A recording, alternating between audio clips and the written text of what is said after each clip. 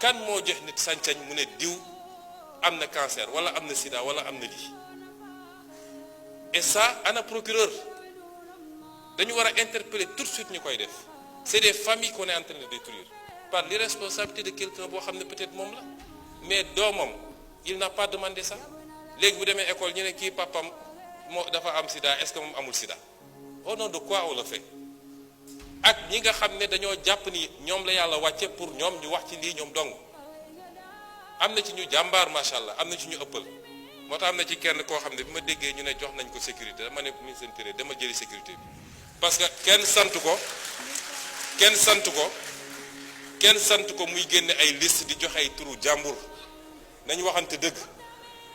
lii c'est une prérogative régalienne état ak ses structures ñoo koy gérer waaye xam naa liste beeg te suñu la nee andil preuve doo ko andil loolu tegul fenn